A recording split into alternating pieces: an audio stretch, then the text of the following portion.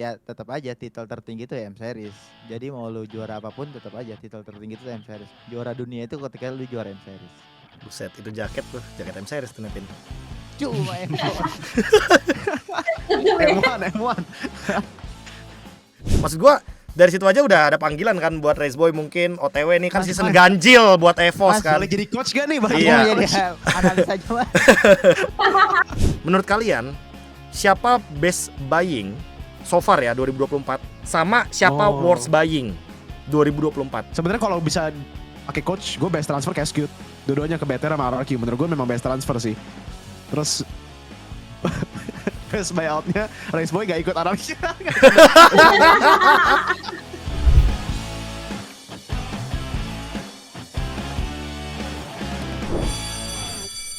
Selamat datang kembali di Mipo. Ini Mipo akhir tahun sih. Kali ini gua bawain Mirko ya kan, yang kemarin mungkin bisa sharing experience sedikit lah soal M6 juga kan salah satunya, dan ISF juga mungkin karena dia kan yang terbang juga nih. Terus ada Nevin, dan kebetulan biasanya ini kan satunya kan talent juga gitu loh, entah talent ID atau talent yang di bahasa Inggris gitu loh. Nah, cuma Ranger Mas lagi ke Surabaya. Papulung juga ada acara gitu loh. Jadi ya kalau begitu emang cocok gitu loh. Emang mungkin sedang berjodoh gitu loh untuk sekarang kita mengundang salah satu talent terbaru. Sama-sama talent sih. Cuma bedanya ini dari talent yang ada title juara dunianya, EVOS Race Boy. Gokil. Jadi pertanyaan pertama gue adalah gimana jadi talent, Riz? Wah, ini new challenge lah buat gua. New challenge Lihat ya. aja di 2025 nanti. Anjay. Buset. Kayaknya udah ada list yang mau di-collab-collabin ya sama siapa-siapa aja kayaknya ya. Pasti itu. Oke. So, mungkin di Mimpu kali ini agak berbeda nih. Mungkin banyak yang expect-nya kayak kita ngebahas M6 only gitu ya. Kayak kemarin what happened di Malaysia. Kenapa tim Indonesia kalah lagi nih, ya kan? Tim perwakilan dari MPL ID, yaitu adalah Liquid ID. Tapi kita nggak bahas itu. Kita bahas overall. Apa nih yang kira-kira mungkin jadi POV kalian atau opinion kalian. Termasuk juga nanti gue akan mempertanyakan juga opini yang mungkin Mirko udah pernah statement kan ya tentang IWC dan juga MSC. Itu juga pasti akan menjadi salah satu hot topic kita. Tapi kita mulai dari awal tahun dulu nih. Jadi timeline untuk 2024 ini dilihat-lihat agak-agak sedikit padat loh. Kalau misalkan teman-teman sadar nggak sadar ya. Kayak ada GOF, terus tiba-tiba kita di MPL season ganjil, terus ada ESL juga salah satunya yang nyelip gitu kan di dalamnya. Nah, menurut kalian tuh sebenarnya dengan banyaknya event seperti ini, dengan banyaknya hektik lah kanan kiri segala macamnya, menurut kalian pribadi tuh ini a good things atau ini malah jadi negative things? Karena ya menurut gua pribadi dulu nih, good things-nya ya kita jadi ada tontonan terus-terusan gitu loh. Tapi negative thing-nya kayak kok kalau metanya sama-sama terus ini kayaknya agak-agak sedikit gitu loh. Kayak udah ketahuan gitu loh. Oh, ini draft pick-nya bakal ke arah sini, gameplaynya bakal ke arah sini. Ya bisa dibilang takutnya kedepannya nanti akan sedikit jauh lebih boring gitu loh kayak MPL Philippines, takutnya gitu kan. Ya gimana kalau menurut kalian? Gue dulu kali ya. Kalau dari gue sih menurut gue good and bad lah. Memang pasti ada good and badnya ya. Tapi lebih ke good sih. Jadi ya badnya bisa dibilang kadang itu mungkin kebanyakan turnamen. Jadi banyak yang kita lihat kayak mungkin tim-tim itu kasihnya tim kedua, tim ketiga gitu kan. Jadi competitionnya jadi gak begitu seru lah kalau kita nonton gitu kan. Tim kedua MDL-nya yang main. Kalau nggak roster ketiganya yang main. Tapi dan juga bisa dibilang kayak roster utamanya banyak yang bisa jadi kecapean kan. Itu jadi masalah udah lumayan lama sih dari tahun lalu juga. Tapi lebih banyak goodnya sih. Karena balik lagi karena banyak banget sekarang international turnamen, bahkan just turnamen in general ya di Indonesia maupun internasional itu bagus buat semua lah. Bahkan yang roster-roster yang tadi kita bilang roster kedua, roster ketiga buat mendapatkan pengalaman. Dan tentunya buat organization-nya yang biasanya harus rely-nya purely ke MPL atau turnamen internasional yang harus di-qualify dulu. Sekarang jadi ada banyak source of income lain lah. Jadi mereka enak juga gitu loh. Kayak prize pool-nya dapat, viewership-nya dapat. Menurut gue sih lebih bagus. Apalagi buat kita. Karena job-nya dapat terus kan. Lebih ke buat kalian ini Wak ya. Kan subjektif. Kan di streamer juga. Bener juga. Bang Kalau Baris dari dulu. gua dulu ya. Kalau dari gue jujur nggak ada bednya sih. Ya paling kalau bednya yang tadi KB bilang hero-nya itu aja, mungkin metanya itu aja bakal jadi lebih karena boring. Bahkan udah kayak misalnya ada turnamen 1 bulan, tapi dalam 2-3 hari itu kita udah bakal nebak nih draft sampai bulan ke depan tuh ya itu lagi gitu lah. Tapi kalau untuk bagusnya yang tadi Mirko juga udah bilang, sebenarnya jadi untuk pemain-pemain lama atau enggak pemain yang ada nama tuh nggak bisa sembarangan buat gue mau nggak mau ikut turnamen ini, siapa tahu keganti kan Mirko, apalagi Liquid udah pemain baru gitu-gitu loh. Jadi banyaknya turnamen menurut gue bagus buat pemain-pemain regenerasinya juga gitu. Hmm. Aku setuju sih buat regenerasi untuk tier 2 ya, terutama ini kan mereka butuh wadah juga ya. Jadi kalau misalnya tadi Mirko bilang ya kompetisinya jadi nggak terlalu itu karena yang diturunin yang tier 2-nya justru kayak menurut aku itu bakal jadi bagus karena itu kan jadi satu tempat untuk mereka dinilai kan apakah mereka layak untuk nanti naik ke MPL-nya untuk ke tier satunya. Tapi mungkin ya ada beberapa yang harus di-revise juga kayak mungkin jadwalnya jangan bener-bener barengan kayak misalnya lagi MPL berjalan ada kompetisi lain itu kan bakal lumayan ngeganggu konsentrasinya karena head to headnya nanti bisa beda lawan mereka beda yang harus di prepare kan juga beda tapi selain itu sih overall aku cuma ngelihat good things-nya aja. Ya, kayaknya emang dari kita setuju sih soal good things emang banyak ya. Bad things-nya paling ya cuma kata boring aja sih yang keluar. Karena kita tadi udah ketebak gitu kan metanya, hero-nya dan segala macamnya. Cuma menurut gua ya ini sih mungkin yang bakal jadi perdebatan untuk kedepannya nih. Karena ya kita udah tahu lah di 2024 ini bahkan mungkin di bulan Agustus. Sebenarnya gue udah tahu dari bulan Agustus yang soal M Summit dan pengumumannya dan segala macam kayak misalkan ada MPL China, terus nanti akan ada MPL Turki segala macamnya. Pokoknya lebih ke spesifik ya udah ganti atau rebrand dari yang sebelumnya Mekong Qualifier segala macam jadi MPL Mekong. Contohnya kayak gitu. Nah, ini udah pasti good things kan. Tentunya kayak semua pasti kena dampak positifnya. Tapi kalian ini nggak kayak notice nggak sebenarnya yang kayak baru 3 kan kayak Indo, Filipina dan juga Malaysia doang nih yang ada tier 2-nya. Ada MDL, ada MAL dan segala macamnya. Perlukah untuk di tahun 2025 minimal mungkin tuh ada obrolan dulu. Ini bikinlah yang kayak bawahnya MSC atau M Series mungkin. Atau jangan-jangan ya yang dibuat khususnya kayak ESL Master aja gitu loh, yang jatuhnya third party.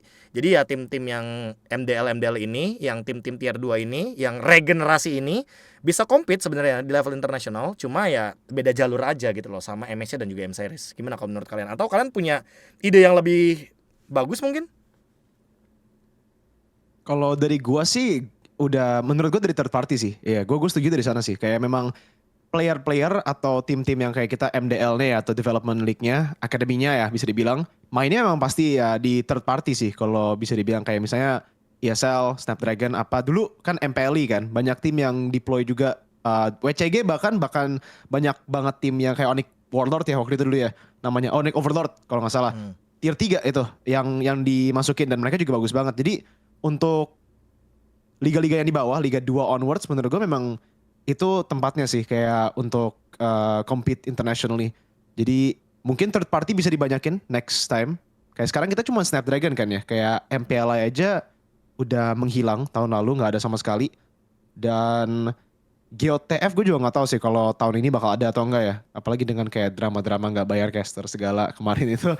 Jadi ya kalau memang ada event-event yang begitu, yang internasional yang bisa kayak dipakai untuk kayak tim-tim kecil masuk, tim-tim masuk yang keduanya tim ketiga masuk bagus sih. Tapi menurut gue ya Be, kenapa kita cuma lihatnya dari MY Indo sama Filipin yang ada tier 2 scene-nya yang kayak MDL-nya itu karena kayak bisa dibilang kebanyakan region lainnya tuh memang masih kayak MPL-nya pun udah kayak level MDL gitu loh.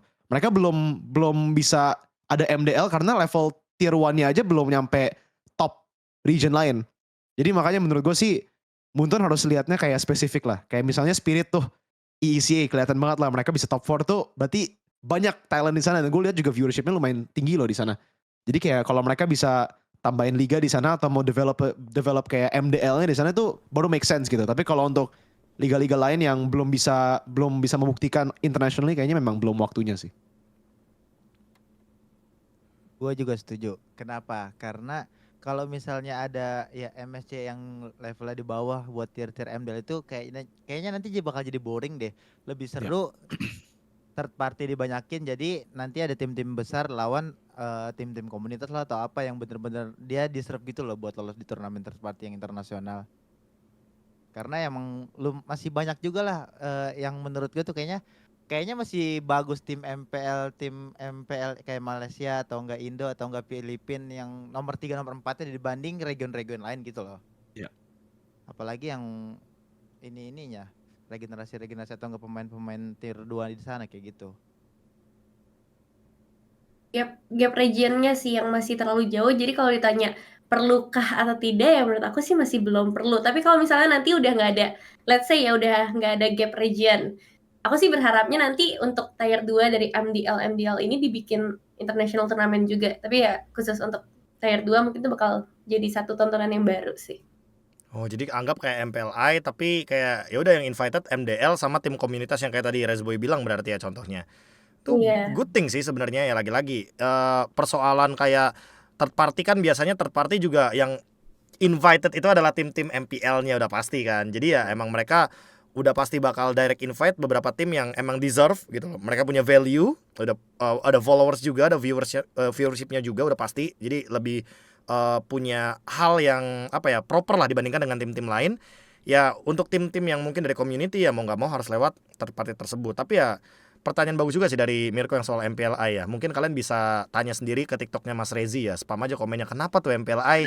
Kenapa? Kita butuh MPLI men. Kita butuh gitu loh. Mungkin Bener. trial and error di masa transfer window. Karena kan ya kita tahu lah Bener. tanggalnya kan cocok gitu loh. Tanggalnya ya Ya. ya sebelum M Series biasanya ketika ada tim yang gak lolos ke babak playoff. Jadi bisa cek ombak lah untuk roster tersebut. Barulah mungkin setelah kita ngomongin soal 6 bulan pertamanya yang termasuk tadi ya. Soal proyeksi MDL segala macamnya, ada MAL juga salah satu di Malaysia. Mungkin kita langsung aja ke turnamen di pertengahan tahun 2024 yaitu adalah MSC X IWC atau EWC. Langsung aja pertanyaannya, mungkin Mirko juga ngulangin hal yang sama juga boleh. Apakah ini kejuaraan dunia? Apakah ini adalah sebuah title yang nantinya kalau misalkan sosok tim dari manapun itu menang kita bisa panggil World Champs atau juara dunia? Lu mau jawaban mana dulu nih, Be? Lu mau jawaban Mirko atau jawaban komen TikTok nih? Tahu banget ini jawab. Beda. Coba komen Boleh TikTok ini. dulu, komen TikTok dulu. Komen TikToknya juga sebenarnya nggak semuanya sih, banyak yang dukung gue juga sih. Tapi kayak ya gimana ya? Kayak biasa kan kalau dibilang argumennya itu MSC X EWC gitu kan. Mereka lebih liatnya, oh kan EWC Esports World Cup gitu kan. Makanya jadi ya argumennya itu worldnya artinya apa tuh kalau bukan World Championship? Ya tapi balik lagi sih kalau menurut gue itu bukan World Championship, kayak International Major. World Championship secara teori memang benar, soalnya semua region masuk kan ya. Tapi bisa di-label sebagai The World Championship menurut gue enggak. Soalnya memang kayak kalau kita bandingin lah ya sama game-game lain juga e-sportnya, mereka semua itu ada International Major dan ada World Championship-nya gitu loh. Ada perbedaannya. Ya kita ambil contohnya bisa kalian tahu sendiri lah ya. Kayak apa aja yang World Championship sama ada kayak pertengahan sama kayak mid-season cup-nya juga mereka. Bahkan lebih banyak lagi. Mereka Snapdragon-nya juga udah termasuk major gitu loh, internasional karena semua negara, semua region ikut. Tapi nggak termasuk jadi World Championship. Kalau gua lihat definisinya ya, apalagi dengan Moonton yang sengaja bukan EWC MLBB. Bukan purely EWC MLBB. MSC X EWC MLBB. Jadi kayak dari Moontonnya juga ya ini mid-season cup gitu loh. Bukan World Championship kita. World Championship kita adalah M Series yang di akhir tahun, yang dimana juara dapat skin. Juara itu langsung di-immortalize lah di dalam gamenya gitu kan. Dikasih rewardnya banyak. Bukan cuman dari prize pool. Tapi ya argumennya gue bisa lihat lah untuk orang-orang yang bilang kayak World Championship lah. Malahan lebih gede dari M Series kan. Bahkan prize poolnya kali 3 gitu. Jadi ya make sense. Make sense juga kalau memang mau dipanggil World Championship. Tapi balik lagi kalau semuanya menjadi World Championship, jadi nggak spesial gitu loh. Kalau kita bilang kayak, oh ini World Champion. Karena berarti ada 2 World Champion tiap tahun. Dan nanti Snapdragon kalau ngundang Amerika, kalau ngundang EECA juga jadi World Championship juga dong. Semuanya jadi World Championship. Bisa jadi ada 4 World Championship satu tahun. Wow. Jadi tier 1 itu nggak terlalu bergengsi nantinya ya. Iya. Gue lumayan setuju sih kalau soal itu ya. Cuman ya udah pada gede juga kan Be, jadi udah punya pandangan tersendiri. Bebas Iya. mau lu ngomong juara dunia kayak mau lu kagak kayak.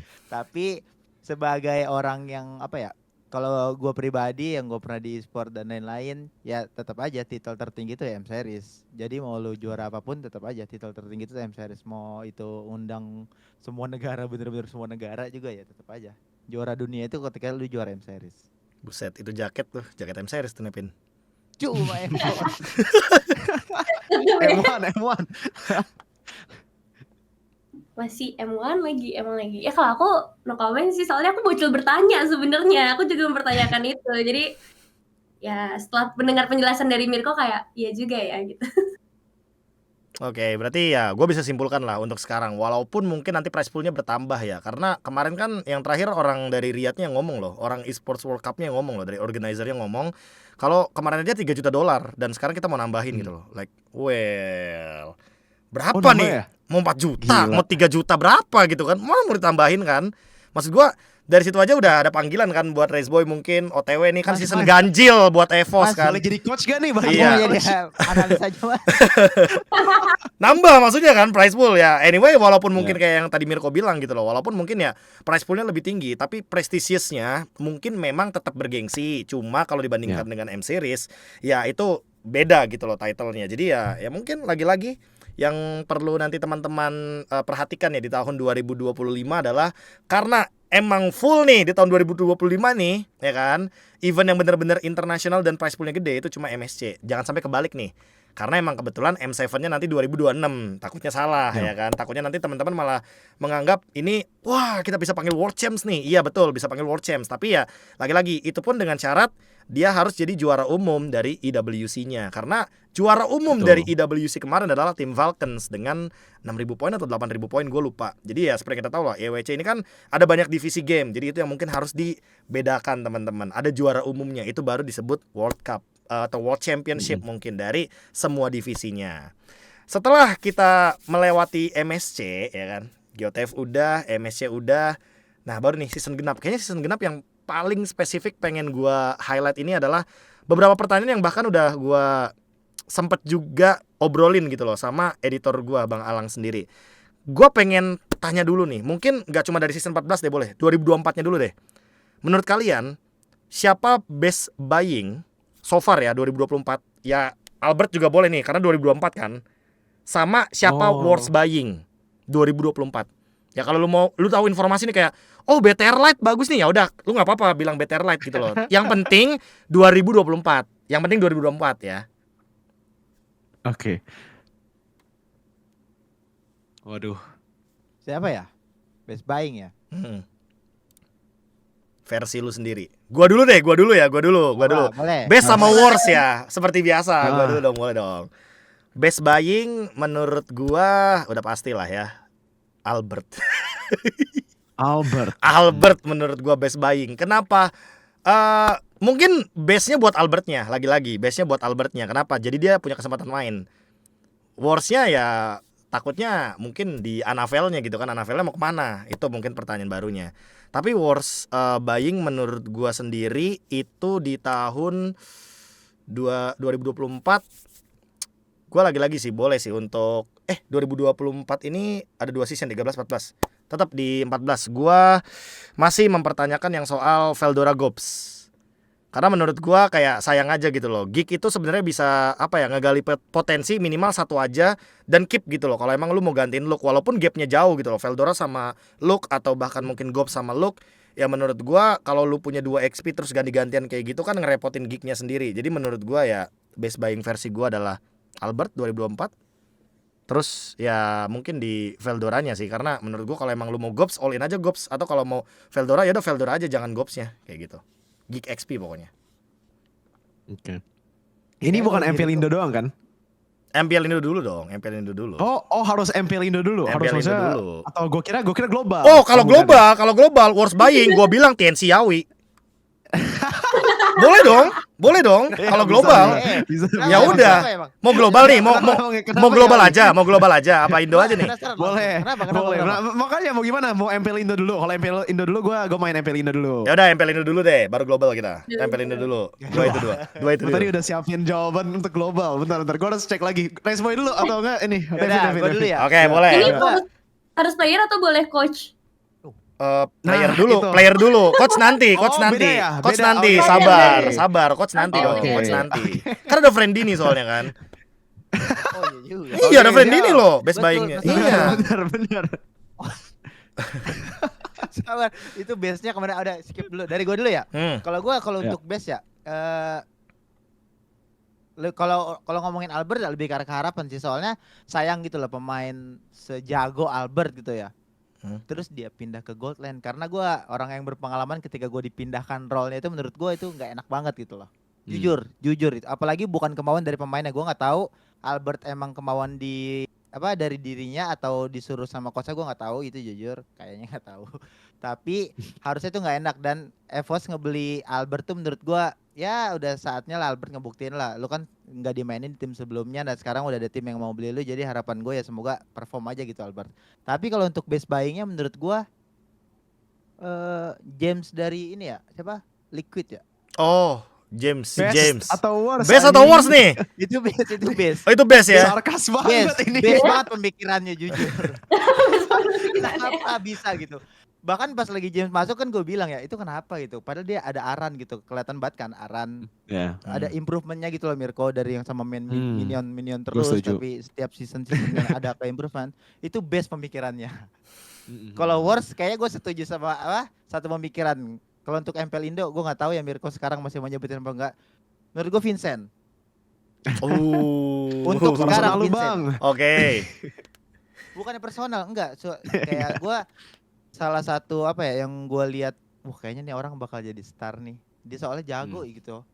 Awal-awal gitu loh. Terus pas pindah ke Geek Farm, gue jujur nggak tahu kenapa. Kayak bener-bener performnya tuh drop banget gitu loh. Gue nggak tahu dia tuh tipe yang bisa nge-call dan lain atau gimana, atau dia menurun tuh semenjak didikte sama sama Baloyski gitu loh. Sedangkan Baloy kan nge-call banget gitu lah. Soalnya kan ada pemain yang nggak bisa digituin. Gue nggak tahu kayak gimana, cuman ngeliat dari performanya menurut gue worst itu ya Vincent. Make sense. Oke, gue tahu sih, Price Boy. Gue tahu kenapa Vincent. Gue juga setuju. Worst transfer menurut gue Vincent. Kalau worst buy ya, soalnya kan Vincent di buyout dari Rebellion ya kalau nggak salah ya, atau free? Nggak free kan? Di buyout kan ya. Jadi harusnya buyout sih. Buyout. Jadi menurut gue memang worst buyout itu memang Vincent. Tapi gue tahu alasannya, Price Boy. Sebenarnya bukan masalah Vincent sih, menurut gue ya. Ini masalah Munton. Mereka itu memang benci sabotase kayaknya sama Vincent, tau gak? Ketika dia dibeli, itu pas sebelum MSC, gue inget, gue lagi ngomong sama Baloy. Soalnya Baloy udah nge-sneak peek kan. Dia bilang ke gue, gue dapet Vincent loh. Gue bilang, wah gila. Ini Geek Fam tambah Vincent kan waktu itu masih utility kan. Ini wah gacor banget lah. Ini Geek Fam bakal top team next season. Terus gue bilang, tapi ya Loy, kalau metanya masih kayak MSC, Assassin, wah lu agak mati sih. Dan tentunya itu yang terjadi. Season 14, kita lihat Assassin yang dominasi, utility hilang. Assassin yang dia bisa pakai, Julian, Roger, ya kan? Ya masa fighter yang carry yang dia bisa pakai kayak Roger, di nerf juga mid season. Dibantai Munton. Itu menurut gue sabotase Munton sih. Kayak unlucky banget gitu loh. Tetap gue gak setuju sih Mirko. Gak setuju. Kalau emang lo ngomong Munton, ya harusnya dia bisa adaptasi men. Bener, tapi kayak lu bayangin ya, lu bayangin, lu kayak kuatnya di sana. Lu memang misalnya lu udah kuatinnya di sana karena dibutuh sama Geek Fam juga di sana kan. Mereka memang ganti Ray karena mereka butuh utility, butuh orang yang konsisten, stabil. Tiba-tiba hilang semua gitu loh. Lu udah praktisnya buat sana susah jadinya. Gue bakal compare sama siapa sih jungle-nya Aurora? Demon Kite. Demon Kite ya. Oke. Demon Kite jungle tank jago banget men. Tapi pas metanya Assassin dia tetap aja kok bisa lolos walaupun di M6-nya wadidaw ya. Cuman dia main link dan lain-lain, dia tetap jago kok, tetap perform gitu. Bahkan top 2 MPL PH men. Ya kan? Itu sih kalau perdebatan gua kalau emang kayak gitu. Make sense. Terus kalau untuk gue ya best transfer ya berarti. Tapi worst transfer gue setuju sama Race Boy. Walaupun alasannya berbeda ya, maksud kita pandangannya beda. Untuk best transfer, ini bisa bias sih sedikit sih. Eman. Iya Eman sih menurut gue. Kayak jawab Eman. Iya, dengan Eman ya. Sebenarnya kalau bisa pakai coach, gue best transfer Cascute. Dua-duanya ke BTR sama RRQ. Menurut gue memang best transfer sih. Terus best buyoutnya Race Boy gak ikut RRQ. Enggak. Nggak, eman menurut gue memang karena ini goat lane dari dulu memang gue tuh suka banget udah kayak lihat playstyle dia ya dari MSC 2022 bahkan sampai walaupun dia third place nggak bisa masuk M series lagi nggak bisa masuk MSC lagi di MPLPH gue tiap kali kalau nge-review gamenya untuk stream segala gue impress banget sama player ini kayak dari makronya otaknya itemizationnya memang luar biasa sih dan kelihatan gitu loh better regular season nomor 1 walaupun nggak juara ya Eman itu big impact lah dan kita lihat last season juga masih konsisten. Bener gue top gold lane masih tetap gitu loh di Indo. Ya. Best buy-nya eh kalau Albert kurang setuju sih aku karena belum ada, maksudnya belum perform jadi kayak belum bisa lihat ini best atau enggak gitu, cocok atau enggak gitu. Tapi kalau misalnya dari best buy itu Luke ke Bigetron karena dia tuh nggak cuma ngelengkapi BTR-nya doang, tapi dia bikin lawannya tuh jadi lemah gitu loh. Meskipun ada Veldora ya, tapi tuh awal-awal season tuh bener-bener kayak buset goyang banget nih XP-nya gitu. Jadi itu kayak dapat double combo, lu nya jadi kuat, lu juga ngelemahin lawan lu dari geek-nya. Terus untuk wars-nya kayaknya Heist deh. Kayak di Heist. alter ego ya, kayak menurutku nggak tahu ya ini kayak bukan masalah Heist-nya doang sih tapi secara keseluruhan itu nggak ada yang cocok gitu loh 5 pemain ini dari segi gameplaynya mau itu ke jungle-nya mau itu ke XP roam-nya jadi nambah Heist ke situ tuh kayak ya udah tetap main sendiri-sendiri aja pada akhirnya nggak ngelengkapin apapun beda sama Luke yang benar-benar ngelengkapin main agresifnya BTR itu sih. Ya juga ya didn't see that coming sih. Kayak maksudnya Nile agresif parah, Haze safety banget. Jadi kayak kontradiktif. Oke. Itu best transfer mau buying mau loan apapun itu di MPL ID globally coba sekarang. Gua dulu seperti biasa ya. Bestnya menurut gua bestnya udah pastilah Innocent man. Innocent gak lolos bareng sama King Kong gak lolos season 12 MPL Philippines. Tiba-tiba diambil sama SRG juara MSC bahkan sampai di M6 saja masih juara back to back loh MPL Malaysia. Itu menurut gua apapun alasannya menurut gue Innocent udah paling best buying lah buat global ya. Tapi untuk Worlds-nya udah pasti Yawi. Kenapa sih? Kok gitu? Kenapa sih, Be? Coba. Kenapa ya? Gini, lu oke lah lu punya title World Champs, lu punya title juara dunia gitu loh. Tapi lu dicadangin sama rookie. Dan bukan tanpa alasan dong berarti lu dicadanginnya bukan cuma 1-2 minggu. Enggak, lu dari minggu 1 udah lu gak main lagi minggu 1 doang terakhir. Minggu 2 sampai minggu akhir bener-bener yang nggak ada gitu loh. Ya oke lah ada mungkin dari Yawi-nya sendiri atau oke dari Widinya yang bilang ya kayak oke gue dikasih tahu dikit-dikit sama Yawi kayak gitu. Ya tapi menurut gue lagi-lagi sih lu sampai bisa digantikan gitu place-nya atau tempatnya gitu kan. Apa kendalanya? Bahasa kah atau apa gitu loh. Jadi ya menurut gue ya GWS kalau emang TNC ujung-ujungnya ya berapa tuh? Bukan 5 pit lagi, 6 pit kali ya. 6 kali nggak lolos playoff. Nggak kaget sih gue kalau emang itu terjadi.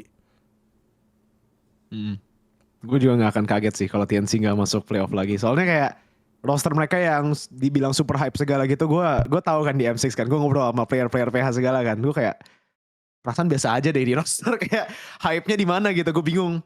Tapi kalau dibilang worst transfer gue masih belum bisa setuju sama lu Be kalau Yawi ya karena gue harus lihat performance dia lah dan itu masih dibilang ya walaupun transfernya terjadi season ini maksud 2024 gue harus lihat 2025 dulu sih gue harus lihat seasonnya mulai dulu walaupun kelihatannya mereka bakal nggak masuk playoff lagi kan who knows kan bisa aja maybe hopefully mereka bisa dengan ada coach baru dengan semua tapi kalau gue worst transfer internasional ya gue harus stay konsisten nih menurut gue ini agak kontroversial soalnya sekarang bakal banyak banget orang yang udah pindah opini lah. Opininya dari setuju sama gua sebelumnya, sekarang bakal mereka langsung kayak oh enggak lah dia dari dulu memang jago. Tapi menurut gua Brusco, RRQ itu worst transfer global. Karena pas Brusco yang diambil menurut gua nggak make sense untuk RRQ. Dengan coach mereka dari Myanmar, ya kan? Dengan playernya yang Englishnya kurang memang dan Brusco yang harus adaptasi language dan bahkan di sana menurut gue performance dia as an individual nggak wow gitu loh. Sekarang kan mungkin bisa dibilang top number 1 di dunia. Tapi pas dia masuk RRQ menurut gue memang dia underperform dan komunikasi masalah banget untuk RRQ di sana dengan Irat ya. Jadi bisa dibilang Irat and Brusco lah bukan cuma Brusco. Tapi yang di highlight kan Brusco karena dia juara dunia sekarang. Gitu menurut gue kalau worst transfer season 13 ya berarti RRQ.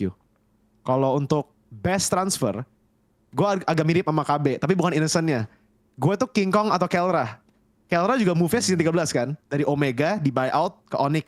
Tapi gue lebih King Kong sih, karena storyline-nya lebih keren aja. Kayak udah 90% deal sama RRQ, tiba-tiba Onyx datang. Tikung, bro, Keren aja tikung, gitu loh. bro. Iya, tikungnya tuh gila Tikung. loh. Udah kayak udah deal ya, deal. Udah maksudnya oke ya, happy ya. Tiba-tiba Onyx datang dari samping langsung ngambil. Keren aja gitu ceritanya. Apalagi gue kan ngobrol sama mereka kan di M6. Jadi gue kayak tahu beneran kayak ceritanya tuh apa, gimana bisa terjadi. Karena dari rumor kita juga udah tahu kan, waktu itu kayak udah RRQ dapet King Kong. Fix. Itu udah fix banget tuh di belakang layar. Tiba-tiba announcement-nya Irat. Kita kayak bingung semua. Hah? King Kongnya kemana? Ternyata gue udah tahu berarti sekarang kayak dari player-player sama orang-orang yang gue ngobrol lah di M6. Story-nya tuh gila loh. Itu kayak transfernya keren. Walaupun Pape bilangnya ya gara-gara King Kong gak lolos playoff ya waktu itu. Cuma kan ya berarti ada bukan sih. beberapa alasan lain kan yang tidak Iya. diketahui. Pape, apa ini alasannya Pape? Nevin dulu, Nevin. Ini lagi mikir duluan Bang. Best transfer. Ya gue Kelra sih kayaknya. Soalnya Kelra itu nggak tahu dia mau main jago, justru kenapa Omega ngelepas dia ya ke Onyx loh, ke Onyx PH malah lepasnya. Itu sayang banget sih, lu punya pemain kayak gitu ibaratnya lu tuh kayak ngelepas malah ngasih pedang ke musuh gitu loh. Iya. Itu makanya sekarang dia MVP MPL PH ya kan, terus juga MVP MC kemarin. Itu menurut gue the best. Dari dulu juga tetap aja pemain konsisten gitu dia. Mau timnya kayak gimana pun, mau wadidaw usaha apapun, dia tetap mainnya kelihatan gendong banget. Yep. Kalau worstnya ya, Rasi. Rasi? Wow. JP Niners. JP Niners? Wow. Gak expect gua ke MPL Malaysia. Soalnya kenapa menurut gua, satu dia di MPL Indo nih kuat gitu loh, termasuk romer yang ada nama lah ibaratnya. Dan kalau masuk ke beberapa tim kayaknya cocok deh Rasi ini dengan playstyle-nya dia gitu loh. Tapi pas ke JP Niners dengan roster kuat sama Max juga, sama bawa coachnya juga dari Indo, cuman hasilnya kayak gitu kayaknya itu worst menurut gua ya. Kayak ngebuang potensi berarti menurut lu ya? Iya, betul. Setuju sih sama Bang KB, tapi mungkin nambahin Ujin balik ke Indo kali ya. Itu juga jadi best buy lah. Dia akhirnya bisa buktiin lagi lah di MPL Indo. Kayak ceritanya tuh, storyline-nya tuh keren banget. Waktu itu di EVOS gagal, terus keluar dulu, belajar, terus pas balik ya bisa bareng kan sama RRQ. Worst buy, aku bilangnya worst sell sih. Worst sell dari Homeboys ke Famos. Itu kan banyak banget kan yang pindah.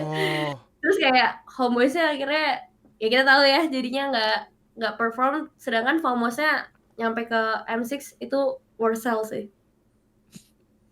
Transfer terburuknya malah dari Homeboysnya ya berarti yang ngejual kayak the whole Satu tim. tim dia. Iya, satu tim dia bener-bener kayak ya udah diambil semua sama Famos. Tapi itu juga nggak tahu sih alasannya. Ditunggu aja tuh, kali aja ada podcastnya kan. Biasanya kan kali aja kan dari MPL Malaysia ada gitu loh podcastnya kayak kenapa kok tiba-tiba dari Homeboys semua gitu loh, satu tim gitu kan ninggalin Udil. Kemana Udil BTW Udilnya ya? nggak main juga ya. Iya, kemana Udil BTW ya? Tinggal sendiri gitu loh. Iya. Kasihan si Udil. Oke. Kalau coach kayaknya kita global aja deh ngomongnya. Langsung aja to the point gitu loh. Siapa menurut kalian best coach 2024 gitu? Dan worst coach? Perlukah kita ngasih worst coach? Perlukah? Enggak ya? Enggak perlu ya? Kayaknya nggak usah sih worst Kayaknya coach sih kayaknya. Oke. Best coach menurut kalian 2024? Ini best coach transfer atau best coach in Best general? coach in general mungkin menurut gua. Oke. Yang gua akan jawab Best cute. coach ya. Kayak cute lah. Yang gua akan jawab cute. Internasional kan, global kan? Ya, global terserah global. Hmm. Mau lu jawab yang dari Onyx Philippines juga boleh, karena tapi ya lagi-lagi 2024 menurut gua alasan gua milih Cascade ya udah di 2024 dia bener-bener ada di top tuh. Udah itu udah absolut banget sih buat gua. Gua super bias juga sebenarnya sama Cascade ya. Kayak memang my goat lah, Cascade, NMM dua-duanya menurut gua. Tapi kalau dibilang best coach untuk 2024, gua harus pilihnya Arcadia.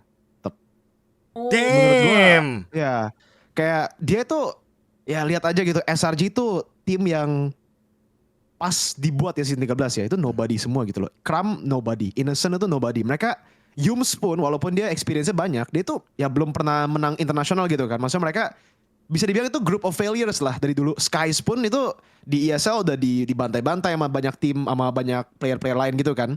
Tapi pas dia masuk, Eudora Giants gue inget banget nih, pas dia baru masuk aja gue udah lihat impact dia sih. Eudora Giants-nya bisa masuk ke challenge season, bisa masuk ke babak terakhir yang di Indonesia itu loh. Itu aja udah impresif banget. Ya. Itu udah sempat ngelawan kan, dan mereka lumayan loh, not bad dengan Pancake. Gue inget player-playernya tuh, waduh lebih nobody lagi gitu loh, dan mereka udah bisa impresif. Dia bisa scout playernya, Innocent Crumb, player yang nggak pernah masuk playoff, player yang kayak ya bisa dibilang sampah lah di PH gitu kan, pas mereka liatnya gitu awalnya, menjadi diamond gitu sekarang. Kayak ya KB aja bilang best transfer kan Innocent. Itu kalau bukan coach Arcadia, menurut gua nggak akan terjadi sih. Setuju juga sih gue kayaknya. Dan bahkan ESF loh, MSC ESF third place di World. Lengkap. Kecut NMM enggak? Nggak diajak soalnya. Diajaknya ke EVOS. Nggak diajak Kararki, diajaknya ke EVOS. Buset, baju ini menunjukkan tos. Aduh ini mah tos yang nggak jadi, ini mah bentar lagi. Best coach. Iya kayak Arcadia sih, bener sih. Gue setuju sama Mirko. Ya yang tadi udah pokoknya disebutin sama Mirko, soalnya mau sejago apapun pemainnya, kalau coachnya nggak ini juga kayak susah. Tapi mau seberapa pemain, tapi kalau coach itu bisa tahu lah potensi pemain, dan asalkan si pemainnya percaya aja sama si coachnya, udah itu bakal jadi si pemainnya. Dan kalau lihat mungkin ya di beberapa coach Indonesia itu kayaknya kalau disuruh ambil Susujin kayaknya nggak dulu deh, ya gak sih? Mungkin Kesku termasuk sama kayak sama lah, setara lah sama Arcadia, karena dia bisa ngambil Susujin yang di EVOS dia nggak lolos, terus di Malaysia juga nggak yang terlalu kelihatan banget, cuman pas lagi masuk ke RRQ kan itu salah satu penglihatan dari seorang Kesku gitu loh. Jadi itulah. Dan itu buyout loh dari EVOS ya. Berapa Haris harganya? Oh belum, nggak tahu ya. Oh belum, nggak tahu. Belum. Gua kira gestar kita tahu gitu loh. Mahal nih gestar kalau sampai tahu. Aduh. Kalau aku ya setelah aku nggak terlalu tahu sih POV dari coach ini seperti apa, tapi kalau udah Razeboy yang bilang kayak ya kita setuju Arcadia bakal jadi best coach ya. Tapi di lain sisi Kesky tetap jadi perhatian banget sih buat 2 season ini di tahun ini secara ya mungkin kalau tanya netizen pasti mereka bakal lebih menuju ke arah Kesky. Cuma aku jadi menunggu-nunggu juga karena ada impact beberapa orang nih mulai jadi coach dari game sebelah, dan ada yang baru masuk lagi juga. Aku jadi menunggu apakah impactnya bakal sama nanti dengan Cascute, karena standarnya udah langsung Cascute nih sama SDL dua-duanya kan. Saper kan, maksudnya bukan Afil kan? Saper kan? Saper kan? Nah, Saper Nevin itu loh maksud gua. Iya, Saper. Kan udah announce kan Saper. Oke. 2024 nih emang kayaknya terlalu banyak sih ya buat buat 1 tahun tuh kayak terlalu lama, terlalu cepet, terlalu banyak juga, terlalu kompleks. Dan ya dari season 14 kita udah kayaknya mungkin boleh lebih dalam lagi nih, deep down lagi nih. Tadi kan udah ngomongin transfernya segala macemnya. Kita boleh ngomongin momen deh. Season 14, best momennya mana? Worst momennya mana? Season 14 sebelum kita ke M6. Best moment tuh apa Be? Maksudnya kayak di satu game, satu momen, anything, kayak big play atau big play, savage, apapun pokoknya yang terjadi di season 14. Mau itu taunting, mau itu rookie, segala macem. Gua dulu ya. 14 apa 2024? 2024 ya? 14, karena 2024 ya itu tadi. Kan 13 udah gua skip. Best moment menurut gua jujur ya, naiknya trio Liquid sih, itu menurut gue best moment satu. Gue itu orang yang nge-story ketika siapa jungle-nya dia? Fabian? Gugun diturunin. Gue kayak bro, Gugun diturunin. Gue juga sama, iya. Kayak alasannya kita nggak kenapa sih si Gugun tuh diturunin gitu loh. Dan gue ngelihat Fabian dulu kan pas lagi gue juara MDL tuh, Fabian kan udah ada ya Be. Kalau nggak salah ya, dia tuh udah terkenal King Lord Fabian gitu kan. Iya, Lord. Ya kan? Terus tiba-tiba Fabian sejago itu dan sampai kemarin runner up, gila men. Iya. Itu best moment menurut gua. SDL sama ini keren. Iya sih, kayaknya nggak ada momen lagi yang di season 14 yang bisa lawan itu sih. Kayak tiga nobodies gitu, orang player-player yang bahkan dari dulu masuk MDL playoff aja susah gitu, nggak bisa kan? Mereka nggak masuk lolos. MDL playoff gitu loh. Enggak. Mereka MDL playoff aja nggak lolos, tapi pas naik, gue juga salah satu orang yang kayak, waduh, Gugun diturunin loh. Padahal menurut gue Gugun kan ya on fire lah dari season sebelumnya kan, yang player ya kayak rookie of the season bahkan kan season 13. Tapi ya itu bener, gue juga udah lihat beberapa kali kayak di TikTok memang banyak banget tuh kayak Lord Fabian dikata-katain dicengin gitu kan, memang bercandanya banyak dulu Fabian pas naik, gila. Gue ingat gue lagi di Maroko, gila itu, lagi ISF kan. Terus gue nonton yang pas lawan EVOS, gue lihat dia pakai Fanny, kayak gila, ini orang jago banget, maksudnya levelnya segini gitu loh kok. Tapi akhirnya dia kan blunder kan, makanya kalah juga lawan EVOS. Tapi Iya. gue lihat lah itu juga kayak oke, gue ngerti sih kenapa mereka bisa naikin sih, kayak bisa ini nih, kelihatan dari mekaniknya, instingnya itu next level sih. Jadi ya kok kalau best moment gue juga setuju sih, nggak ada yang bisa ngalahin itu momen. Worst moment yang aku inget cuman ini sih, Moskov masuk ke Lord doang. Oh, Matt. Itu doang yang aku inget di worst season 14. Itu Sorry dah. ya boleh sih untuk diingat sih sebenarnya sih. Worst moment ya menurut best moment Best moment sama lah, sama sih. Hmm. kayaknya sama ya, rata-rata pasti bakal ke sana ya. Iya, Gue ada masih worst moment. Worst Worst moment lu apa? Onyx versus Geek Fam, playoff day 1, game 5. 50 menit gak bisa end. Menurut gue itu worst moment banget sih. Kayak mereka udah menang berapa, 15.000 ya gold lead ya. Udah Iya. semua itu udah fix menang lah masuk gamenya. Tapi mereka gak mau take the risk untuk hit turret gitu loh, untuk masuk dive. Kayaknya kalau semuanya replay lagi, mereka pada lihat lagi. Bahkan gue ngobrol sama Yep aja ya di M6, dia bilang kayak itu harusnya udah menang. Masalahnya bukan masalah playernya, bukan masalah draft atau apapun gitu loh. Bukan kayak Geek Fam-nya outplay. Mereka aja yang tiba-tiba takut aja di game 5 gitu. Jadi menurut gue itu worst moment sih, karena 4-peat champion kita hilang hari pertama karena ya blunder yang kayak aduh, rookie blunder bisa dibilang loh, yang kayak nggak berani. Padahal mereka kan experience-nya udah ya semuanya juga mereka udah lewatin gitu. Jadi itu worst momennya sih menurut gua. Best moment versi gua kayaknya MPL playoff-nya sendiri sih. Buat gua pribadi ya. Karena MPL season 14 tuh zero pause loh waktu playoff. Itu menurut gua the best moment. Oh, zero ya? Zero pause. Zero. Zero pause. Itu udah gua Keren. pantau, udah gua hitungin dibandingkan dengan M6 ya. Mungkin gua lupa countnya berapa. Kalau nggak salah 12 atau 13. Sorry banget gua lupa. Buset. Tapi ya menurut gua itu udah bener-bener apa ya, bener-bener best moment banget lah. Jadi for the first time di Bandung playoff itu bener-bener gak ada pause. Ya gue berharap Yeah. nanti ya season 15 2025 bisa jadi lebih baik lah. Kalau worst-nya nih, menurut gua worst-nya adalah ketika gua kecewa dengan marketing dari Alter Ego gitu loh. Alter Ego mode playoff ternyata 3-0. Gue udah ngeliat kayak vlognya men. Gue udah nontonin vlognya satu-satu partnya. Gue juga. Sumpah. Juga lagi. Itu menurut gue kayak ini ya kecewa ya. Kayak gue expect lebih, minimal 3-2 gitu loh. Lu lawan BTR men. Lu lawan apa ya, bahasanya kan derby STM gitu kan. Yang dulu tuh kayak Iya, gamenya iya. selalu keras, gamenya selalu 3-2, selalu 2-1 kalaupun best of 3. Jadi ya menurut gue ya worst moment versi gue pribadi ya itu aja sih. Kecewa aja sih ngelihat tim yang emang biasa di playoff ngasih kejutan, tapi emang beneran ngasih kejutan sih buat semua orang sih. Gue terkejut juga salah satunya ya. Dan kita ke M6. Mungkin sambil denger Mirko juga nih untuk cerita dari M6-nya nih. Apa menurut kalian yang meninggalkan kesan, mungkin yang kesan yang kayak blushing, goosebump atau apapun itu yang positif lah dampaknya dari M6 menurut kalian sendiri?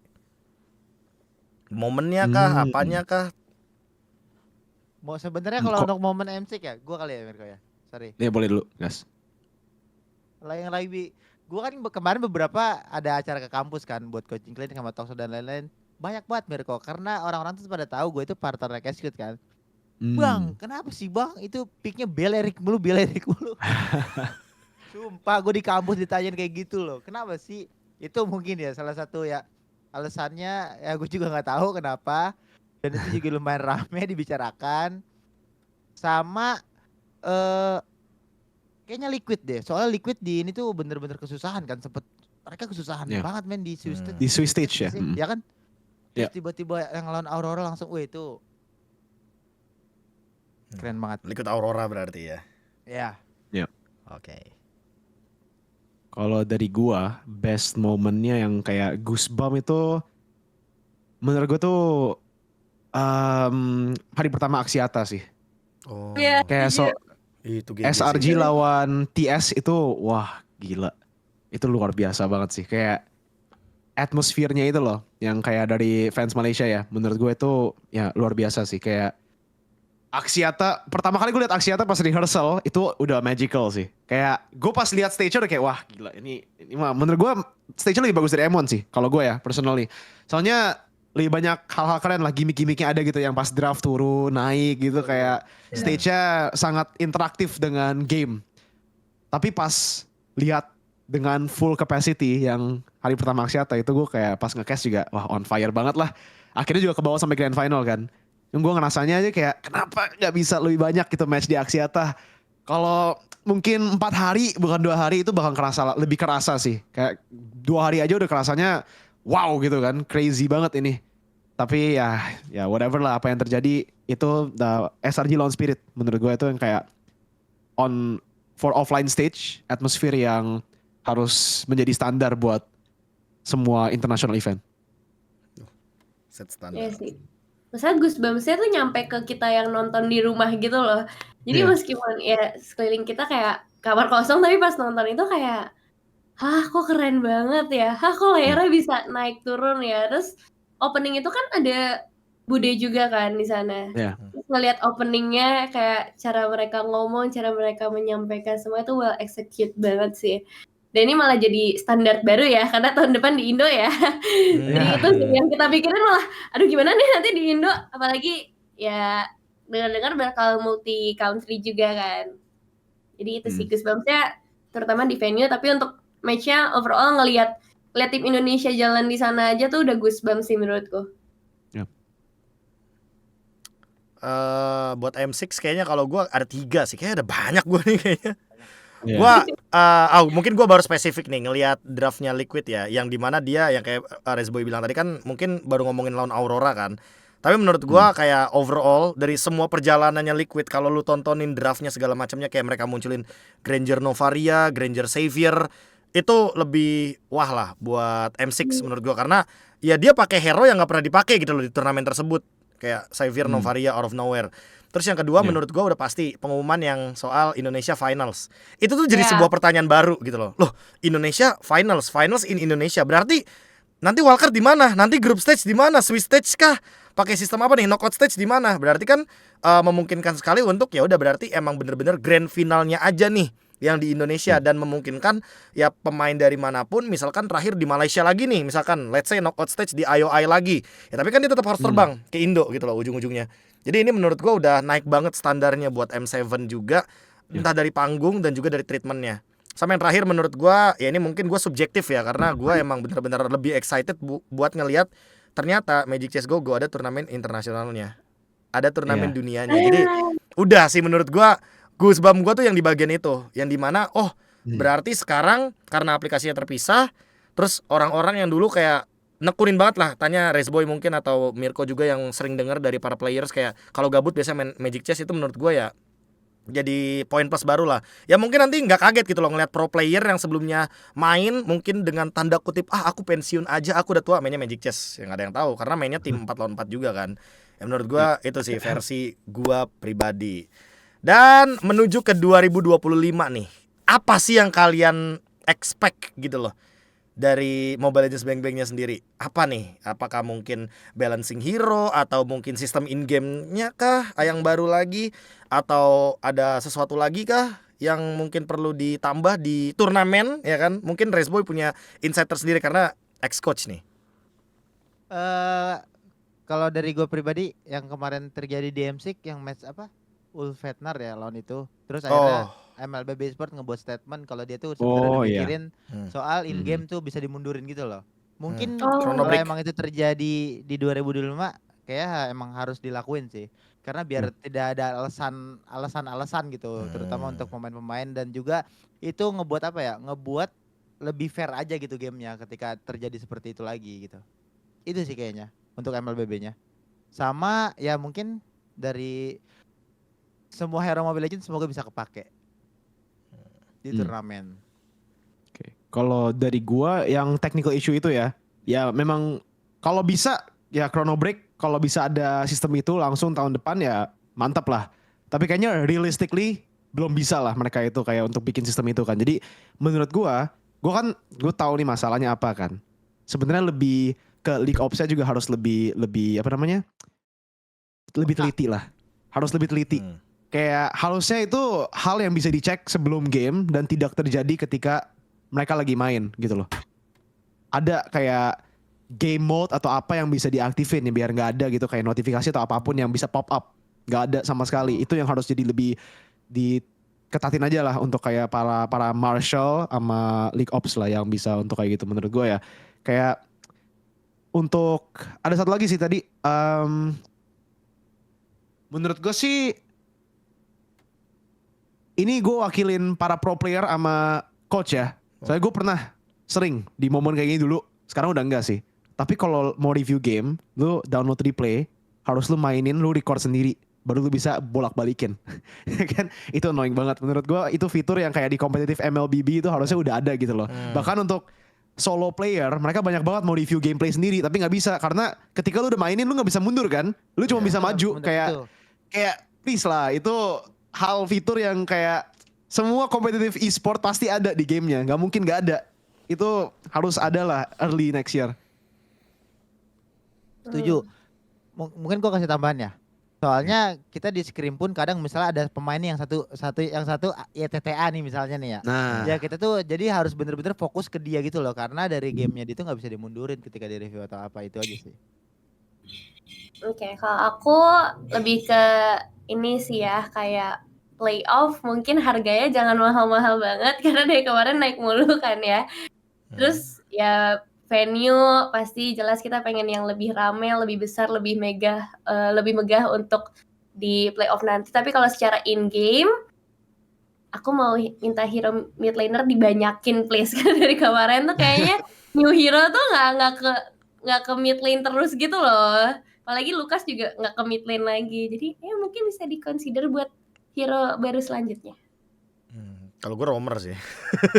Romer Kan dikit baru ada sih. chip. Romer Tapi dikit baru sih. chip. Ya, Romer dikit chip juga. Waduh pokoknya. Ya kalau in game kayak gue lebih setuju soal maju mundurin ini ya, replay sih. Itu soalnya pasti berpengaruh lah buat the whole things lah. Kayak misalkan ya orang-orang yang scrim juga itu pasti bakal lebih kebantu. Terus content creator juga pasti bakal lebih banyak jedak-jeduknya ya kan, karena lebih gampang gitu loh untuk trackingnya kan, untuk maju mundurinnya. Jadi tolonglah nggak cuma maju 4 kali tapi bisa diatur juga mau menit berapa ya kan, biar lebih spesifik. Terus menurut gua buat e-sportsnya, kayaknya buat e-sportsnya spesifik ke pause sih gua kayaknya adalah tim yang emang lumayan setuju kalau misalkan emang pas lagi pause itu in game-nya tetap muncul gitu loh. Jadi kamera tetap ke players, kamera tetap ke mungkin Marshall yang lagi itu kan yang lagi benerin segala macamnya, tetap ke player, tetap ke penonton, tapi in game-nya tuh kayak nempel gitu loh. Nggak tahu di bawah kiri, bawah kanan, atas kanan, enggak atas kanan kayak ada sponsor, kanan atas gitu pokoknya ada in game pokoknya. Jadi menurut gue itu bakal ngebantu lah buat perdebatan kemarin yang katanya kalau pause harus recall dulu ya kan. Itu jadi kayak di skip gitu loh perdebatan tersebut, karena in game-nya tuh udah kelihatan gitu loh dari awal. Jadi tinggal ditransisiin aja gimana caranya nanti pas udah begini in game terus transisi gitu loh. Jadi bener-bener tetap kelihatan. Mungkin itu sih input dari gua.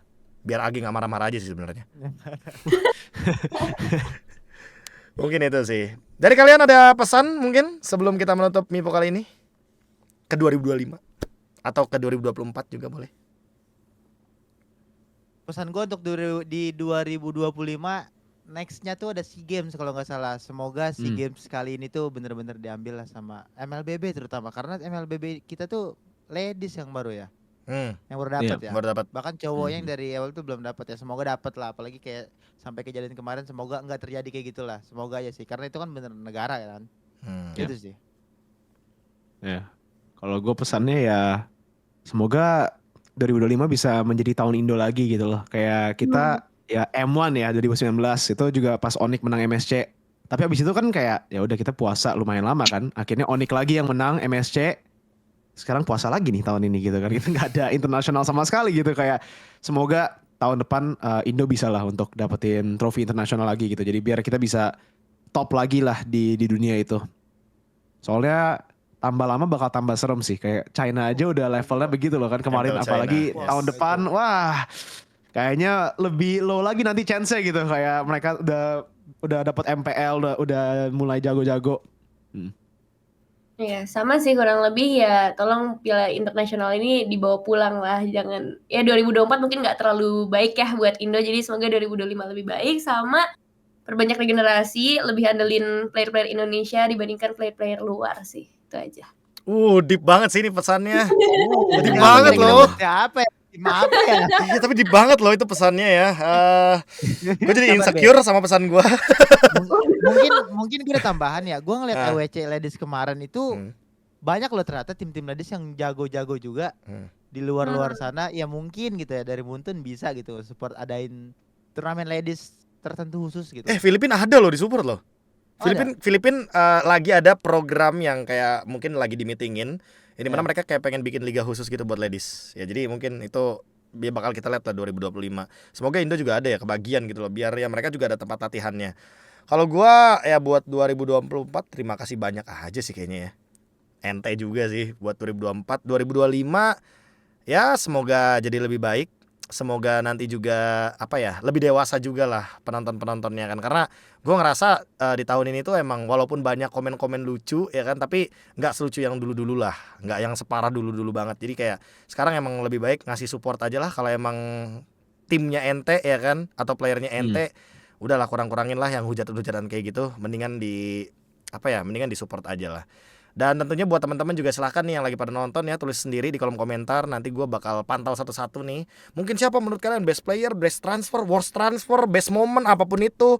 Kalian punya opini, tuliskan di kolom komentar. Jangan lupa juga untuk follow dan tonton juga untuk YouTube mereka bertiga ya kan. Ada Mirko, Nevin dan juga Rice Boy. Gue KB, sampai jumpa lagi di Mipo 2025 kalau ada. Terima kasih.